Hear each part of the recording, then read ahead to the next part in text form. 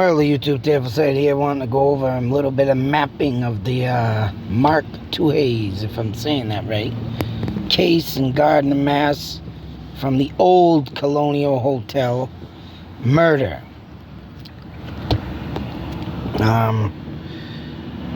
This is the Polish American Citizen Club that he attended a party at. Now I did a route in Gardner, all the routes actually, for all trash in 1 year. I was out there for 1 year when I worked for Waste Management. This actually was a dumpster run that I did used to do. And it was, once in a while I would get this on my run. So I've been down this road for the American Club. And as you can see, there is some houses near this place. Of course, there's a huge pond. And it is kind of secluded. Let alone the people in the houses wouldn't really be able to see any type of activity going on unless there was a yelling confrontation. Now, I don't know what it looked like back in 73. And then again, I can't even say if they built this building, after 73 here. But as long as I've known this place to be there. So, yeah, I'm definitely most going with this is the actual spot where Mark was last seen. And as you can see, yes, in this whole area is a lot of secluded areas, more wooded area. But there is houses and, businesses. Like I said, I don't know what was around that time in 73. I would have to definitely really look deep dive into that. But that is very tough on my behalf. But as you can see here, you have like 1, 2, 3, 4 houses before you reach the club. I don't think this road on. Oh, wait a minute, let me check something there. I just want to make sure that these roads over here. Yeah, one looks like a dead end. And I don't think I've ever been on them roads over here underneath the Lithuanian wording. I have been down that road with all the houses, but I don't believe there are any houses on that. Whenever I went down that road to do trash, and of course, as you can see, it leads to the Gardner Airport. Yeah, I only did the neighborhood there and came out. So yeah, them roads, I don't know what them roads are used for, unless it is something for the Citizen Club access. But as you can see, if that road has existed since 73, then that's a good place for any type of murder or abduction.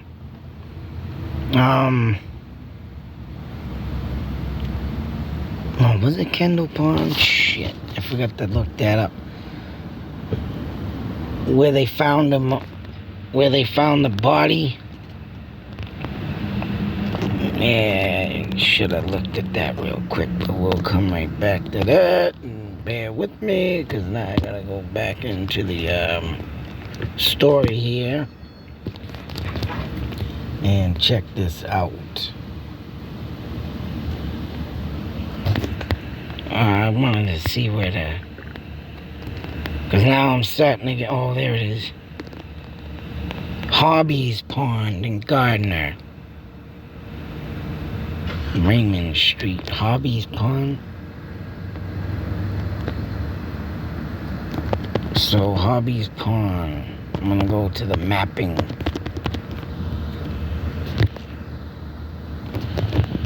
But I just wanted to give an idea of what it looks like. Now I just want to check out this Hobbies Pond and how far it is from this place.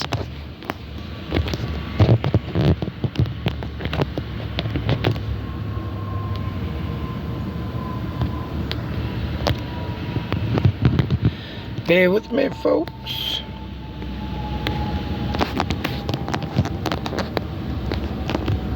Oh, damn it. Didn't want that. Freaking stupid, damn stupid piece of stupid crap. Now I gotta break the whole filing out again. Here, mother bucket. I hate when this does this.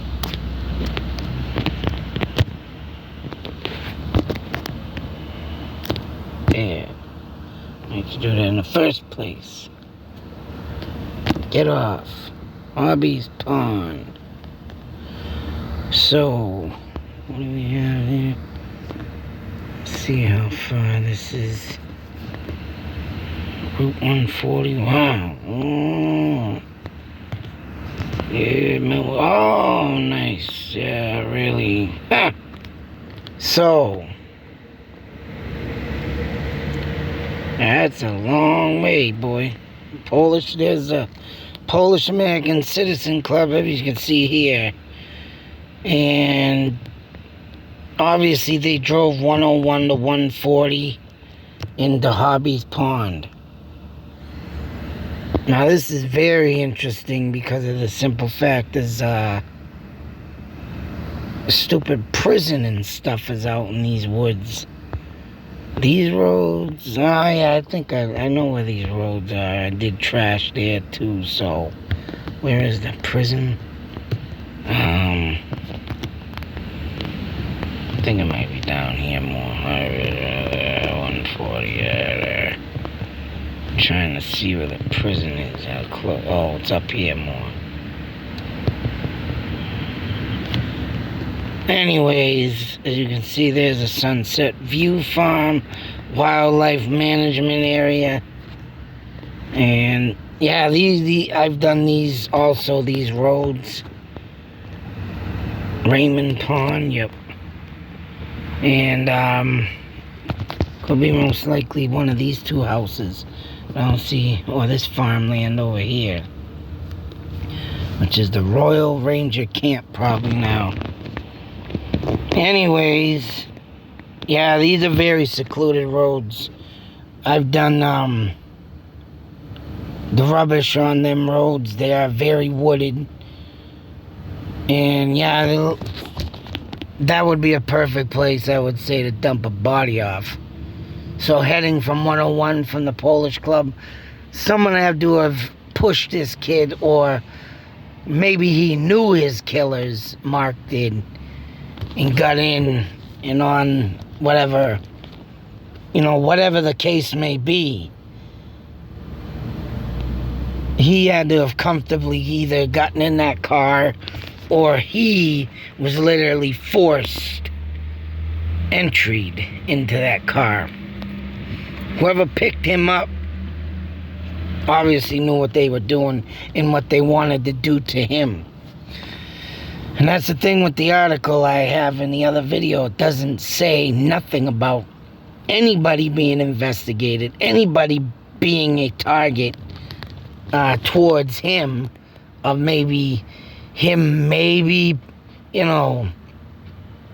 one of them, being a home wrecker, not knowing what he's doing, getting into the wrong crowd, leading up to someone's girl. There's so much stuff that could have, or if he was doing bad things, maybe getting into the bad drugs and didn't pay his debt. There's a lot of people out there, boy, that will take you and just do off with you, man. You don't pay your bills. In the drug world, yeah, you get murdered. I can't say nothing. This is all true. This ain't facts. I'm just giving thought theories, ideas, and where in the story it says that he ended up, moving in with the wrong crowd. These are the only thoughts and theories I can come up with, because, excuse me, for this, person to be driven, from a friggin' party, and whatever that party was all about, and let alone dropped off at this pond in a secluded area. I mean, your imagination can only run wild of next of what happened. I mean, it sucked to say, but yeah, if you want to push yourself into the wrong crowd, man, there are things gonna happen to you. There will be things that, are gonna be sinister. I mean, I grew up around this stuff all my life, the bad drugs. And I can tell you right now, I don't care, my older brother went into the wrong crowds. And he turned out to be the biggest asshole. The biggest, not realizing what he was doing type thing. And I mean, there was a time where he did apologize to me, and didn't apologize, but gave me a hug. And there was a time where he was hanging around with a bad crowd, started a huge fight. And because he was up in this house, doing all these drugs, especially the cocaine era time, when that was coming out heavy in the mid-80s, late 90s, mid-90s, I mean. And this party, I tell you, he went off and hauled off and punched me because he didn't know what he was doing at the time. There's no excuse, but just the state of mind he was in. He even went and hit my father, and it was a mess. But after he realized what he did and, shook it off later on, it was like, he didn't say a frickin' word, but he did, in his way, apologize. But after that ordeal, it only just went down and got worse. I mean, there's things you do when you get into bad crowds and you get into them bad drugs, heavy drugs. You don't care about nothing. You just, and if this is what Mark was getting into at the time, the 70s, lots of things were coming out back then, and it sucks to say. And if you don't pay your bill and you get that habit of where you're just taking and not giving, bad things happen. But this is a pretty bad, frustrating case, because half these people could be already dead, witnesses dead. What was said at this party, whatever happened to the party, or if anybody was ever frickin' interviewed at this party. Because as you can see, this party was, like I said, I showed you, in a secluded place. And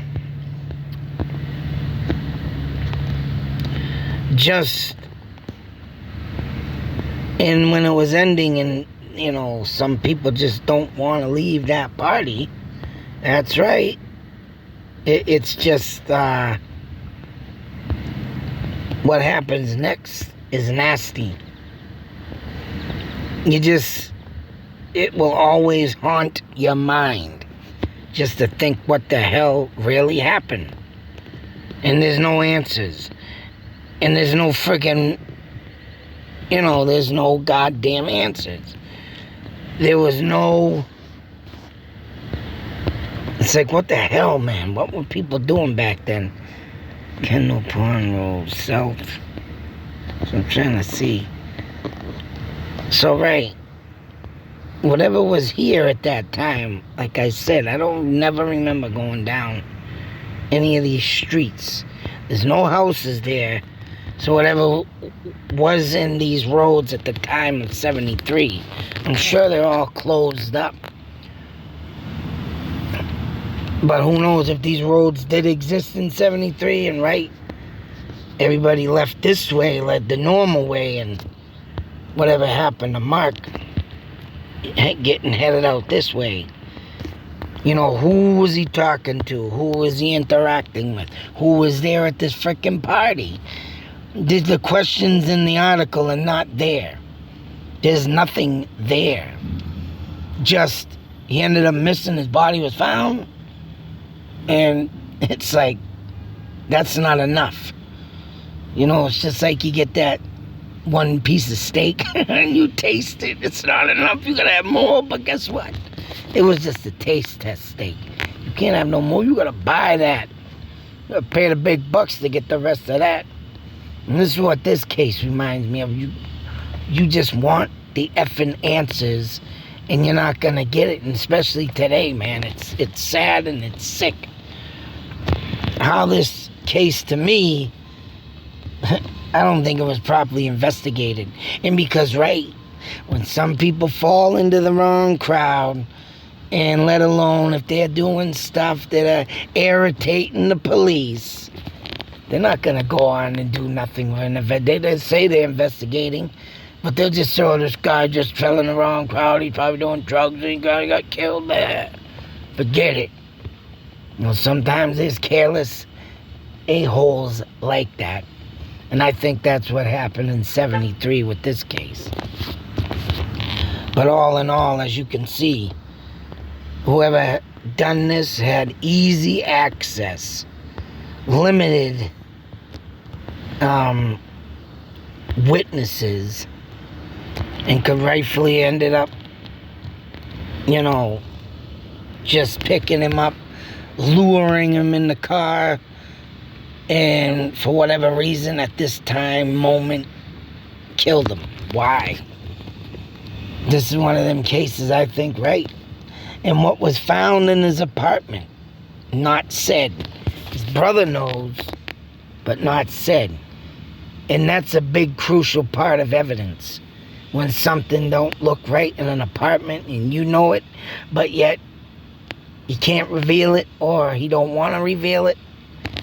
It's just like the Delphi murders. There's that evidence, but nothing is being revealed of the truth.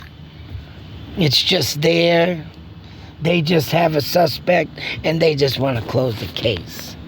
But this one, it seems like they just don't want to do nothing, because whatever was in the kid's apartment at the time must have led people to believe, other than his brother and friend, that they just got in a bad crowd, and, you know, you don't get into bad crowds and expect to live. Yeah, I think that's what this case is all about. They're just gonna keep blowing wind up the brother's ass, the friend's ass, whoever is still alive, and just keep them, you know, off the grid. But, well, we still got this going, buddy. We'll get something somewhere down the line, and then all of a sudden they're all dead, or it goes and gets transferred into the hands of new investigators, and we gotta start from the beginning, and then the brother will be dead, and oh man, it's a frickin' mess. Just a mess. But, oh yeah, it's a lot of crazy, like the story I did out there with Paula. Forgot her last name, but I believe it was Paula. And she was murdered near a pond. Left at a pond. So what was really going on out there? Could they have their own serial killer, or just let alone someone that was, you know, who knows? Maybe they did have their own serial killer out there. But the other one happened in the 50s or the 60s, so... Yeah, the 60s. It was the 60s, is Paula, where I went, did a ghost hunt. I'm gonna see what I can do. I'll do a ghost hunt on this one, because now I see and got a good... And I'm gonna say that it was at least near the road or something. No, I'm gonna see if I can get an accurate location on this. Because I just want to go and ghost hunt. See if we can get From Beyond the Grave. I tried it with the other one, but of course I did get something there, but not a voice. Who knows though? I can keep trying until I do. I'm sure one day someone's gonna come forth beyond the grave to say a name. Until then, folks, be safe, take care, and always beware. No matter where you are, store, party, hey, be in your own goddamn house. There's always someone out there being a stalker, being a piece of crap, just to get their kicks. off killing people. Be safe, people. Out.